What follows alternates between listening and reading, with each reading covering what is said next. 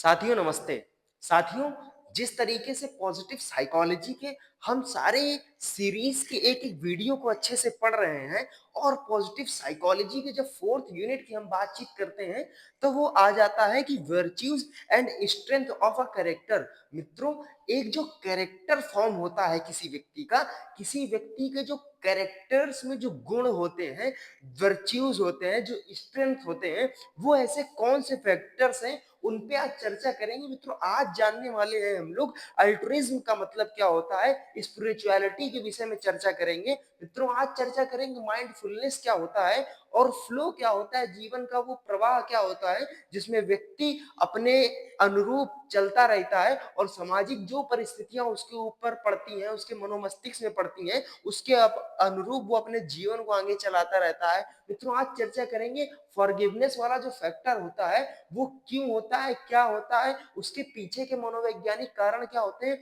मित्रों, ये जो शब्द हैं, ये शब्द आपने समाज में कहीं ना कहीं किसी न किसी व्यक्ति के मुख से अवश्य सुने होंगे। वो आपके घर में आपके माता पिता हो सकते हैं, आपके विद्यालय विश्वविद्यालय महाविद्यालय में वो आपके शिक्षक हो सकते हैं, जो आपको इन सभी विषयों के ऊपर, इन सभी शब्दों के ऊपर कभी ना कभी कुछ ना कुछ अवश्य बताए होंगे। परंतु मित्रों, हमारे मनोविज्ञान की पढ़ाई में जब सकारात्मक मनोविज्ञान को हम इसकी ओर पढ़ते हुए चलते हैं, तब सकारात्मक मनोविज्ञान में इन शब्दों की चर्चा अच्छे से की जाती है और सकारात्मक मनोविज्ञान चाहता है कि प्रत्येक समाज में रहने वाले व्यक्ति के अंदर इन सभी शब्दों का, इन सभी गुणों का, इन सभी स्ट्रेंथ का अभाव नहीं होना चाहिए, उनके ऊपर प्रभाव होना चाहिए, जिसके अनुसार वो व्यक्ति समाज में एक शानदार व्यक्तित्व के रूप में निखरे और अपना कार्य करे। मित्रों, इसी के संक्षेप में हम लोग इसकी स्लाइड को पढ़ेंगे और डीपली इस बिंदुओं को जानेंगे एक एक करके।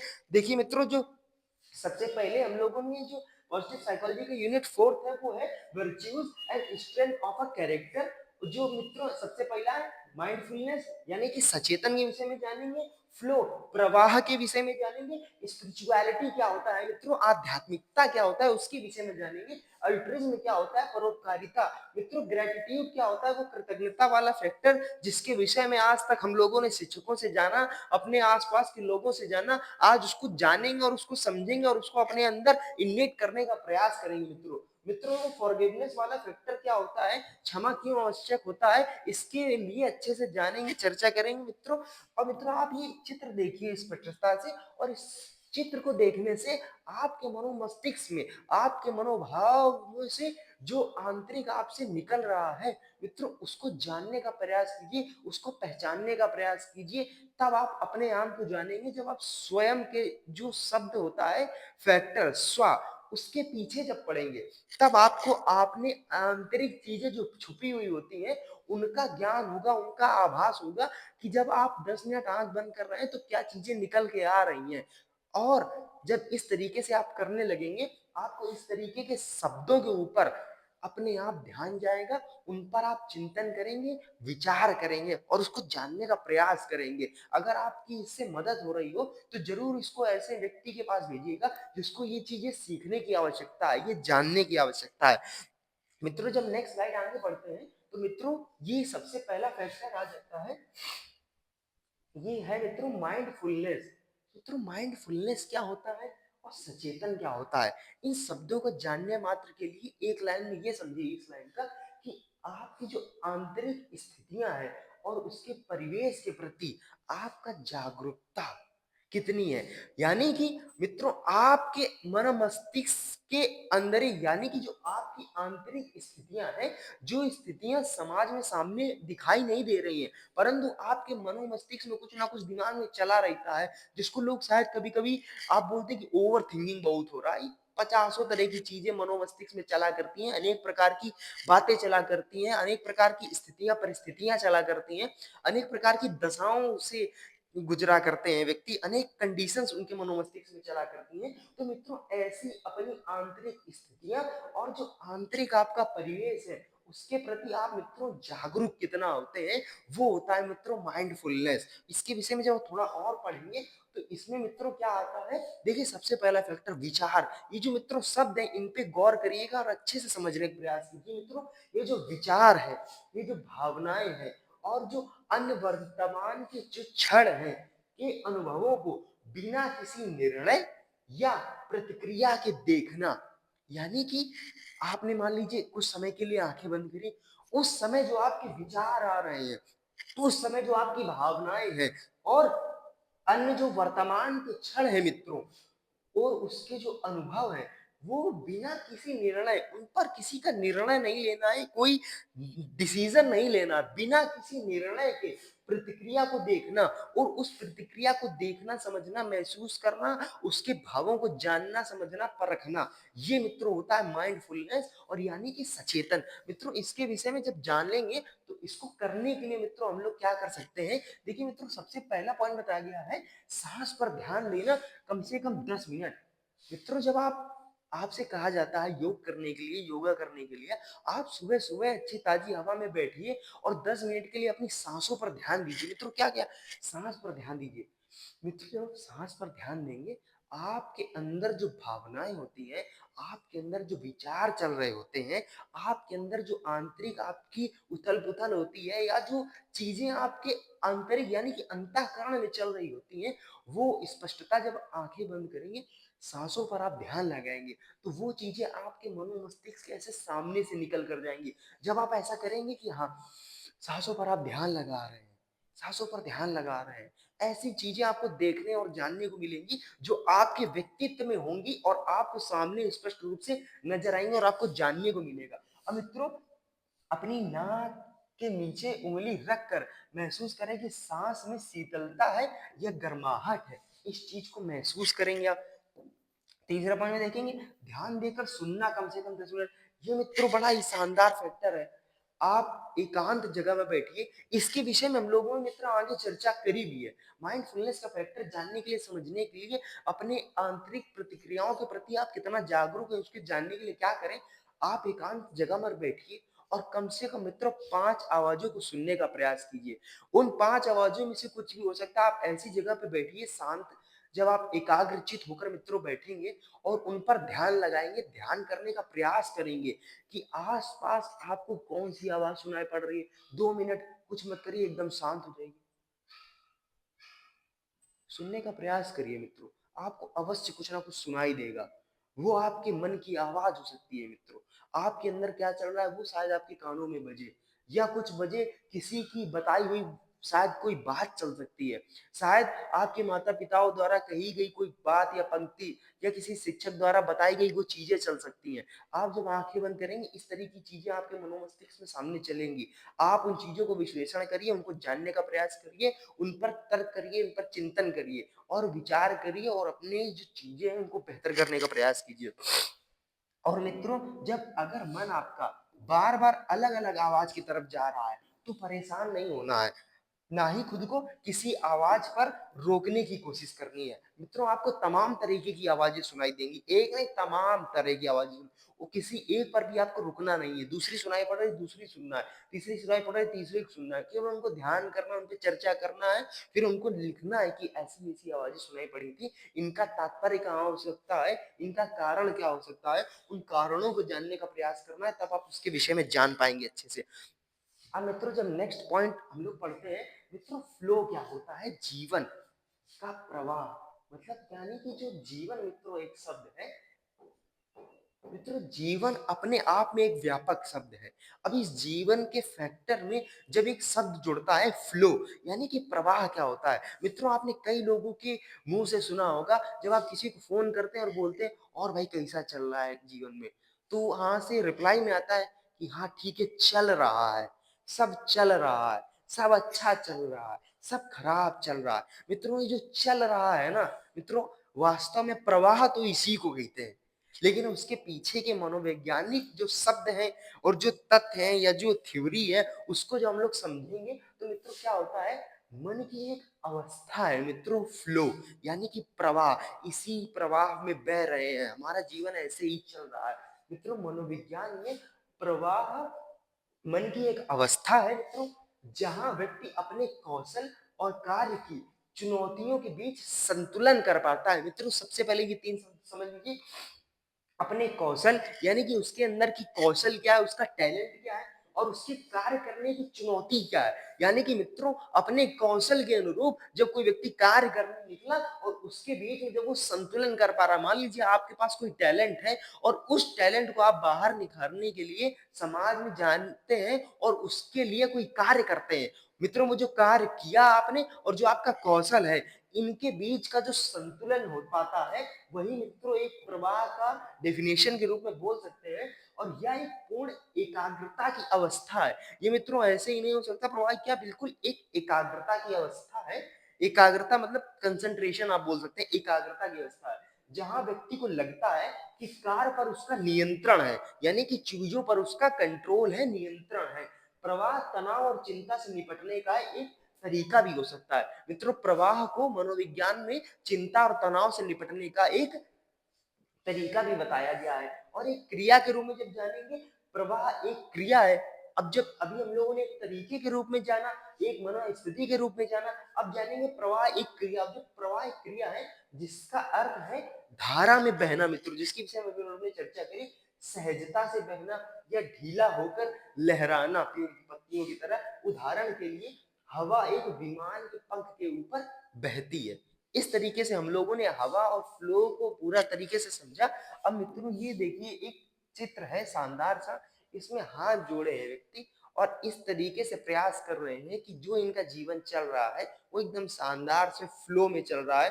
तो ये जो आप लोगों ने फ्लो का फैक्टर भी समझा, इस फैक्टर के लिए एक लाइन याद रखिए, आपका जो कौशल है और जो कार्य करने की चुनौतियां हैं उनके बीच में जो संतुलन हो पा रहा है, संतुलन कर पा रहे हैं मित्रों, वही है फ्लो का स्टेट एक। उसके बाद जब नेक्स्ट टॉपिक पे बिंदु पे चर्चा करेंगे मित्रों, आध्यात्मिकता यानी कि स्पिरिचुअलिटी।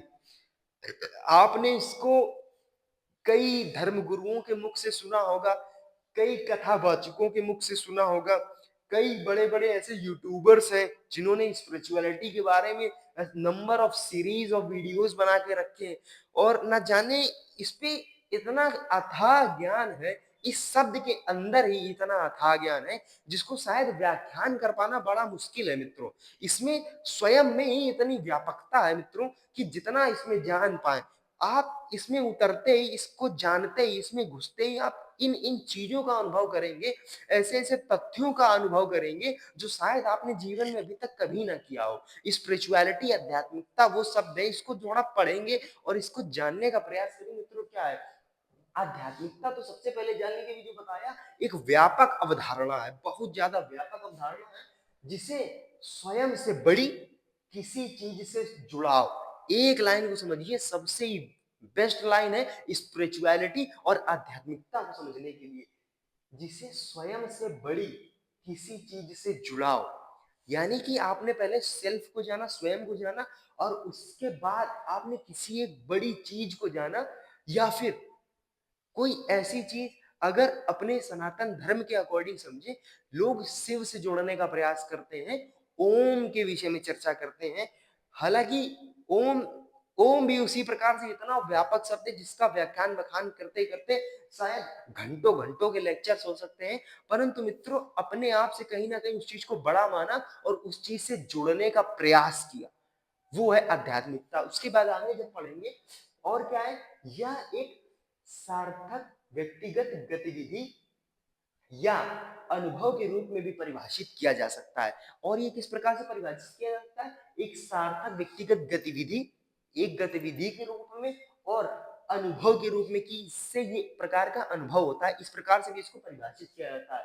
विभिन्न प्रथाओं के माध्यम से व्यक्त किया जा सकता है जिसमें शामिल है। अब जो मित्रों स्पिरिचुअलिटी है, अलग अलग जो कि है माध्यम प्रथाओं के, उनके माध्यम से इसको प्रकट किया जा सकता है। सबसे पहले देखिए ध्यान मित्रों, ध्यान के माध्यम से स्पिरिचुअलिटी से आप जुड़ सकते हैं, आध्यात्मिकता से जुड़ सकते हैं, उसकी बिंदुओं को जान सकते हैं, उस पर गहन चिंतन कर सकते हैं। मित्रों प्रार्थना, मित्रों कहा जाता है कि प्रार्थना में बड़ी शक्ति होती है। आप किसी से प्रार्थना करिए, सच्चे दिल से प्रार्थना करिए, अपने हृदय अपने अंतःकरण को साफ रख के प्रार्थना करिए, आपकी वो पुकार जरूर सुनता है। वो जो मित्रों एक यूनिवर्स का कॉन्सेप्ट है, उसको भी किसी दिन आराम से एलेबोरेट करेंगे अच्छे से। और उसके बाद सचेतन, जिसके विषय में मित्रों अभी हम लोगों ने पीछे जाना।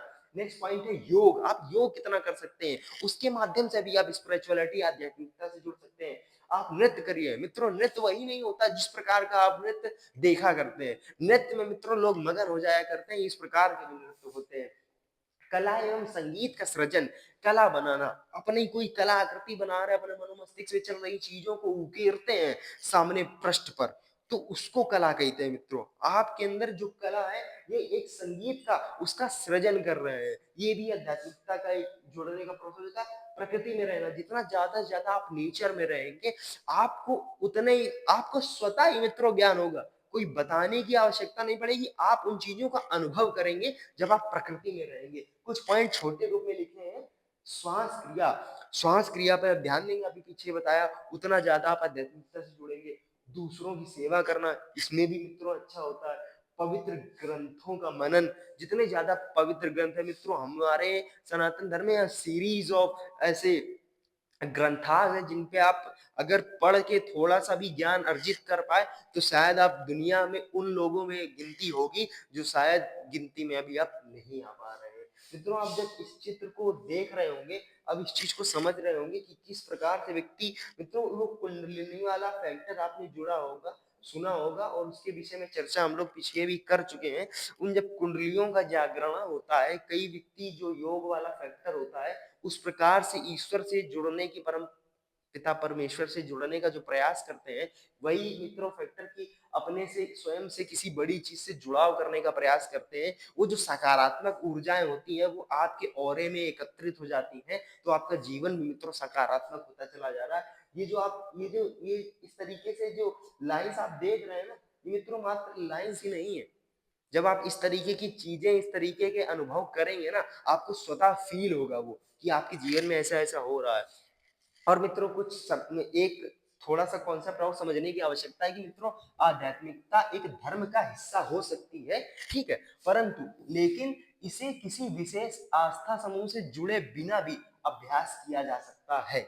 कुछ लोगों को आध्यात्मिकता समुदाय को खोजना, आशा को बढ़ावा देना और एक मजबूत सामाजिक समर्थन प्रणाली बनाने का एक तरीका लग सकता है, परंतु शोध मित्रों, शोध से पता चला है कि आध्यात्मिकता तनाव के प्रभावों को कम करने, सबसे शानदार पॉइंट, ज्यादा तनाव हो रहा है, आध्यात्मिकता की ओर जाइए, उसके शब्द पर चर्चा करिए, चिंतन करिए, विचार करिए, ध्यान लगाइए, स्थितियों परिस्थितियों को साइड में रखकर उन चीजों को सामने लाइए, और आध्यात्मिकता जो बोला गया है, तनाव के प्रभावों को कम करने और आंतरिक शांति को मजबूत करने में भी मदद कर सकता है। यानी कि इन सारे फैक्टर्स को साइड रखते हुए, एक आस्था के रूप में ना देखते हुए, इस चीज को ज्यादा इम्फेसाइज करना कि जो आध्यात्मिकता के तनाव के प्रभावों को मित्रों कम करने के लिए, और जो आपकी आंतरिक उथल पुथल होती है, ज्यादा आप चिंता में आ जाते हैं, व्याधियों में आ जाते हैं, डिप्रेशन, एंजाइटी, इस तरह की 50 तरह की चीजें चलती हैं,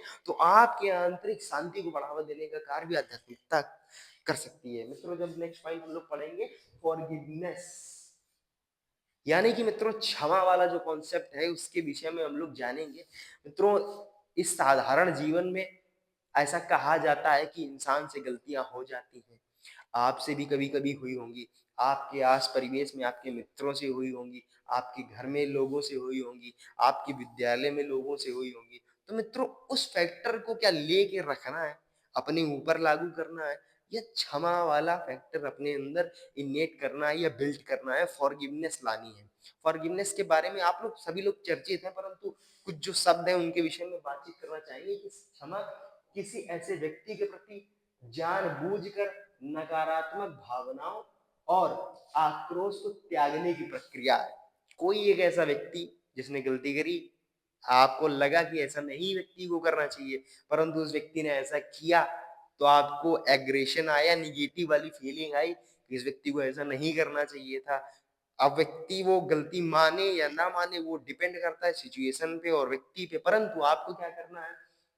अब ये देखिए, जो क्षमा वाला फैक्टर है, किसी ऐसे व्यक्ति, कोई ऐसा पर्टिकुलर व्यक्ति होगा जिसने जानबूझकर नकारात्मक भावनाओं और आक्रोश को त्यागने की प्रक्रिया है, ठीक है, जिसने अपने साथ गलत किया है। क्षमा करने से आप खुद को उस व्यक्ति के नियंत्रण से मुक्त कर सकते हैं, आप उसके नियंत्रण से मुक्त हो सकते हैं, जिसने आपको नुकसान पहुंचाया है, जिसने नुकसान पहुंचाया है, गलती करी है, और इससे आपको शांति का एहसास, मित्रों शांति तो मिलेगी, ये तो तय बात है। आप किसी चीज से हटेंगे, कुछ चीज को मनोमस्तिष्क से निकालेंगे, आपको शांति का अनुभव होगा। या उस व्यक्ति को माफ करने या भूल जाने से अलग है जिसने नुकसान पहुंचाया है, या उस व्यक्ति के साथ समझौता करने से अलग है जिसने नुकसान पहुंचाया है। आप उससे समझौता करिए ना करिए, दूसरी बात, और उस व्यक्ति के साथ समझौता करे ना करे जिसने नुकसान पहुंचाया है, परंतु मित्रों माफ करने से क्या होगा, आपका मन हल्का होगा, आपके मन में शांति वाला फैक्टर आएगा। जीवन में मित्रों एक ही चीज है जो चाहते हैं सभी लोग, सब कुछ करो भैया, दिमाग खोखट ना करो, शांति दो मनोमस्तिष्क को, निकल जाओ यहाँ से, ठीक, सीताराम।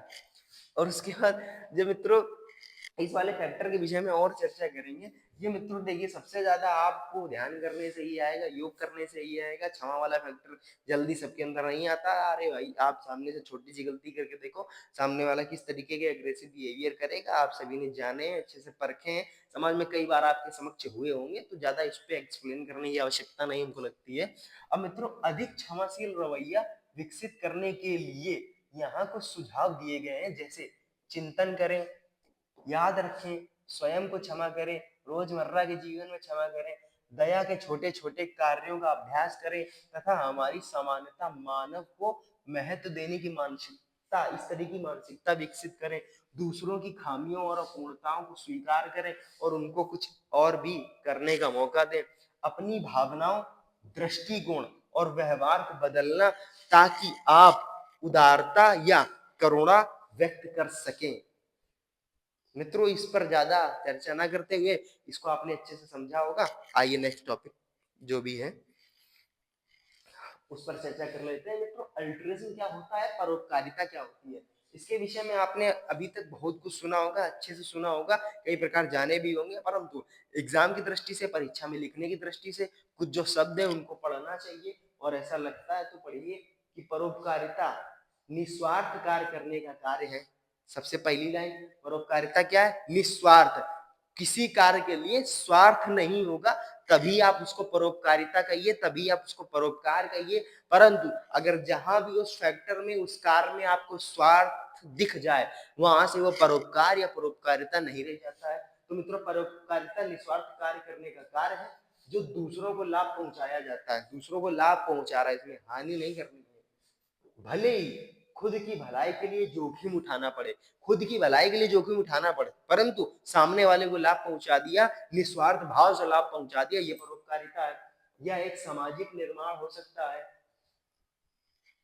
अब इस पे बोलना अधिक आवश्यक नहीं, परंतु एक सामाजिक निर्माण ऐसा हो सकता है, मानवीय रिश्तों से संबंधित है, कितने आर्थिक और पारस्परिक निर्णय लिए जा सकते हैं। मित्रों परोपकारिता वो एक, परोपकारिता को एक भाव के रूप में आप बोल सकते हैं, उसको जान सकते हैं, समझ सकते हैं।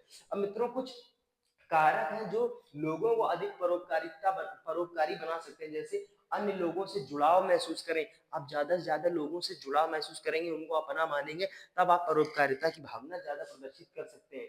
लोगों को अमूर्त आंकड़ों के बजाय व्यक्तियों के रूप में देखना, मतलब कि नंबर्स के रूप में नहीं देखना, जैसे लोग आजकल करते हैं कि भाई हमारा 100 लोग स्टेटस देख रहे हैं, 200 लोग स्टेटस देख रहे हैं, 500 लोग स्टेटस देख रहे हैं, परंतु आप उनके विषय में कितना जान रहे हैं, उनको नंबर्स के रूप में, आंकड़ों के फॉर्म में नहीं जांचना है। यानी कि उनको जानना है लोगों के रूप में, कि वो लोग हैं, उनकी भी कुछ अपनी भावनाएं हैं, उनके अपने कुछ विचार हैं, उनका अपना कुछ समाज में कार्य करने का तरीका है, उनकी अलग मनोमस्तिष्क की स्थितियां परिस्थितियां हैं, उनका अलग दशा परिदृशा, दृश्य परिदृश्य, स्थिति परिस्थितियां हैं। तो इस चीज को समझना और जानना है, तब आप परोपकारिता का भाव जो अगर अपने अंदर लाना चाहते हैं तब ला सकते हैं। और किसी समस्या के लिए व्यक्तिगत रूप से जिम्मेदार महसूस करना। अब ये नहीं कि अगर कोई समस्या उत्पन्न हुई है, जो क्रिएट हुई है, जिसमें आप भी अगर शामिल हैं, तो उसको यही नहीं किसी दूसरे के ऊपर डालना, उसको एक सामूहिक रूप से लेना, उस प्रकार करना। अधिकांश धर्म परोपकार को एक महत्वपूर्ण नैतिक मूल्य के रूप में बढ़ावा देते हैं, जिसमें बौद्ध धर्म शामिल है, ईसाई धर्म शामिल है, हिंदू धर्म शामिल है, इस्लाम, जैन, यहूदी धर्म, सिख धर्म इत्यादि सभी धर्म। मित्रों सभी धर्मों में परोपकारिता को बढ़ावा देने के लिए कहा गया है दूसरों के प्रति आप परोपकार का भाव प्रदर्शित करें। परोपकारिता हमें खुश करती है, ये मित्रों बड़ा ही अच्छा समझने की जानने की प्रक्रिया है। क्या परोपकारिता अगर आप लाएंगे, परोपकार अगर आप लाएंगे, परंतु इस कलयुग के जमाने में मित्रों बहुत कम ही व्यक्ति ऐसे होते हैं जो निस्वार्थ भाव से किसी के लिए कोई भलाई का कार्य करते हैं, परंतु अगर कर रहा है तो वास्तव में परोपकारी है, वो हाथ जोड़ने लोग नमस्ते करने योग्य व्यक्ति है, उसको आप सभी नमस्ते करिए, अगर आप हैं तो आपको भी नमस्ते। परोपकारिता हमें खुश करती है। शोधकर्ताओं ने लगातार पाया है कि दूसरों के लिए अच्छे कार्य करने के बाद लोगों की खुशी में उल्लेखनीय वृद्धि होती है। मान लीजिए किसी ने किसी को कुछ खिला दिया अपने मन से स्वतः, इसमें कोई नहीं स्वार्थ, कहीं जा रहा कोई भूखा व्यक्ति उसको कुछ खिला दिया, कोई कुत्ता बेचारा पड़ा हुआ है कुछ कार्य नहीं कर पा रहा है उसको पानी या बिस्कुट कुछ दे दिया, रोड क्रॉस कर रहे हैं कोई व्यक्ति बूढ़े आदमी लोग उनको रोड क्रॉस करा दी, या इस तरीके की चीज जो आप स्वतः से अपने अंदर से फील करके कर रहे हैं, अगर आप इसके अंदर ये सारी चीजें हैं तो आपके अंदर भी परोपकार का फैक्टर जनरेट है। अगर उसको बढ़ाना चाहते हैं तो इस तरीके का समाज में करते रहिए। और उसके बाद टाइप ऑफ अल्टरिज्म देख लेते हैं जो जेनेटिक है, घर परिवार के माध्यम से आपको मिला है, रेसिप्रोकल है इस तरीके का।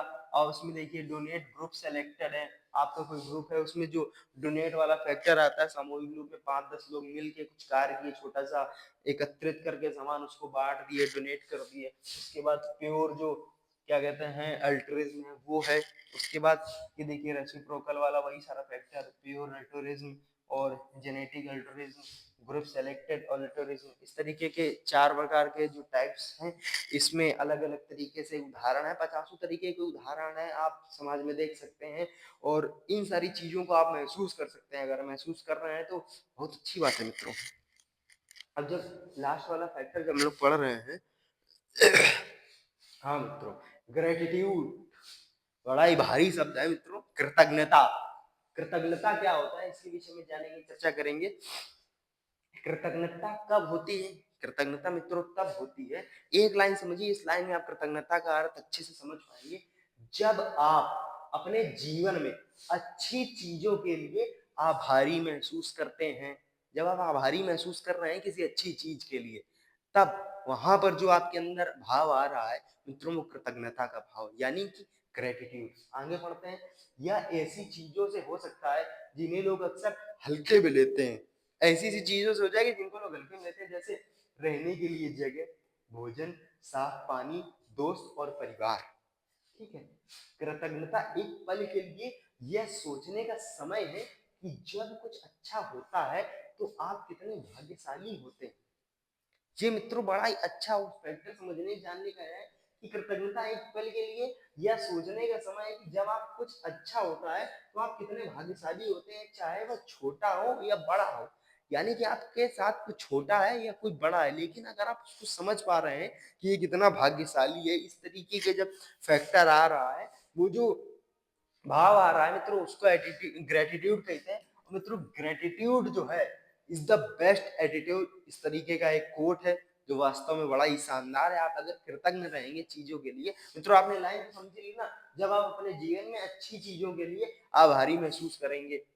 मित्रों इस पर हमने एक छोटा सा वीडियो, शॉर्ट वीडियो बनाया है, अगर आप शॉर्ट वीडियोस देखते हैं तो उनको सारे में एक देखेंगे, तो उस पर हमने चर्चा करी है कि आप गलत चीजों के लिए खुद को कोसते हैं, बड़ा निगेटिव थॉट बोलते हैं, परंतु अपने जीवन में अगर आप कुछ अच्छा करते हैं, कुछ अच्छा पाते हैं, तो उसके लिए आप धन्यवाद ज्ञापित करना भूल जाते हैं, सेलिब्रेशन करना भूल जाते हैं, अपने के लिए खुशी मनाना भूल जाते हैं, अपने आप को शाबाशी देना भूल जाते हैं। अगर कोई कार्य करते हैं, अपने आप को अच्छा फील कराइए और अच्छा करिए, ताकि आप भी अच्छे रहें, आप अच्छे कार्य समाज में करके दे सकें। और मित्रों कुछ लाइनें उसको पढ़ेंगे कि कृतज्ञता लोगों के लिए एक तरीका है जिसमें वो कुछ भी उनके पास है उसकी सराहना करते हैं, बजाय इसके कि हमेशा कुछ नया पाने की कोशिश करें। मित्रों कृतज्ञता में क्या होता है, वो हमेशा व्यक्ति नया पाने की आवश्यकता नहीं करता, उसके पास जो होता है वो उसके लिए धन्यवाद ज्ञापित करता है, उसकी वो सराहना करता है कि मेरे पास अगर ये पेन है, वाह बहुत अच्छा है, मेरे पास कितना अच्छा पेन है, मेरे पास ये बोर्ड है, वाह कितना अच्छा है, मेरे पास कितना अच्छा बोर्ड है, हम ये फोन देख रहे हैं, ये मेरे पास ये फोन है, तो ये मेरे पास बहुत अच्छा फोन है, हमें ये नया नहीं चाहिए कि हमें इतना बढ़िया फोन मिल जाए, ये है ठीक है, बड़ा अच्छा है, उसकी सराहना कर रहे हैं, उसका धन्यवाद ज्ञापित कर रहे हैं। उसके बाद इस उम्मीद में कि इससे उनको खुशी मिलेगी, या यह सोचें कि जब तक शारीरिक और भौतिक जरूरत पूरी नहीं हो जाती तब तक वे संतुष्ट महसूस नहीं कर रहे हैं या नहीं कर सकते हैं।